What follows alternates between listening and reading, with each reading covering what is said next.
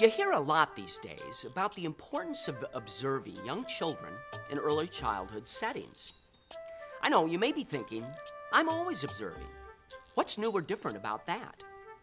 Well, watch while early childhood educator Dr. Sudha Swaminathan reveals how to get some really useful results from your observations.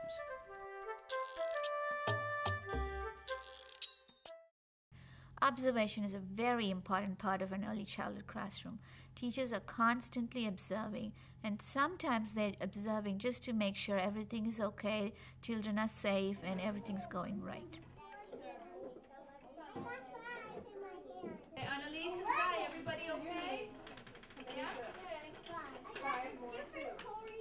What I'm trying to do is make sure the children are safe in the classroom, and I'm constantly paying attention to things that are going on and make sure they're doing activities that are furthering their learning and social development.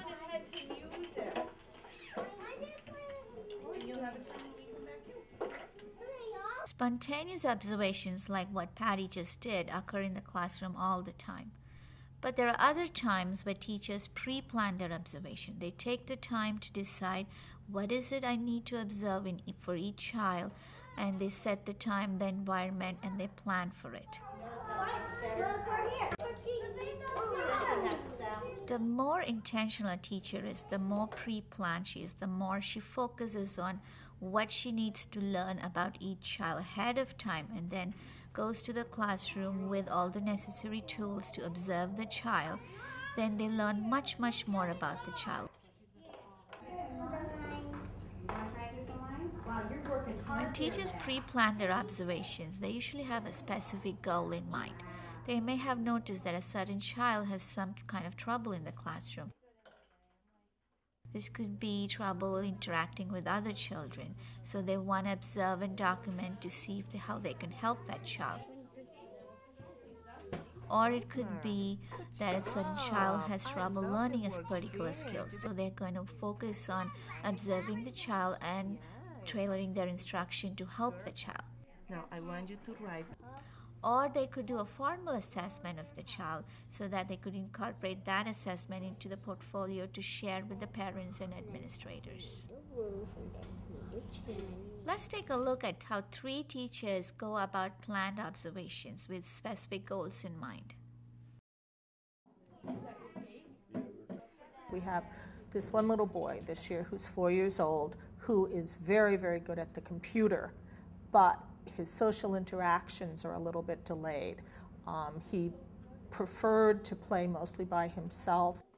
Through her thoughtful observations, Kathy realized what was needed to help improve Joey's social interactions.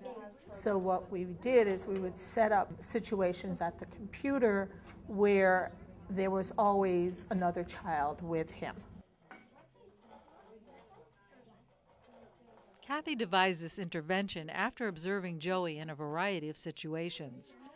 Once he started using the computer with other children, he became more comfortable interacting during free play and at other times as well. Sophia conducts weekly writing workshops with her preschool class and is especially interested in the progress of children who will be going to kindergarten in the fall. Earlier, she noticed that Marissa was having trouble grasping the pencil. And so today she has planned to observe Marissa and to give her extra instructions on how to hold the pencil. With this specific child, I am observing her at the writing workshop a little bit more because I want to be sure she is able to do this and she is able to grab the pencil a little bit better. Over the next few weeks, Sophia continues to observe Marissa and notices that the instruction has helped Marissa improve her writing ability. Now Marissa is ready for kindergarten. First name? Maybe. A last example is a formal assessment. Teachers are expected to assess their children to document their learning in all the different domains of development. This is expected by administrators, and this is also something they share with their parents of the children. Planned observation is the core of all formal assessments. Teacher Nancy Hines has been casually observing 4-year-old Salvador for the last few weeks to see if he's ready to read. Today, she's prepared a well-planned observation to formally assess his reading ability. I'm looking at Salvatore, and I'm interested in how he looks at books and print. What I would do is pick a particular book that I know Sal's familiar with. I would have some props there for him to see if he can retell the story. And then Sal would read the book and then retell the story for me. 3 little pigs. I would look at the benchmarks, which is what we use for our assessments. If he follows through and does all the things I'm hoping that he does, hopefully he'll probably be at the end of the benchmark, meaning he's ready for the beginning stages of reading. While Nancy had a sense of Salvatore's reading readiness, she knew that these informal observations needed to be backed up with concrete evidence.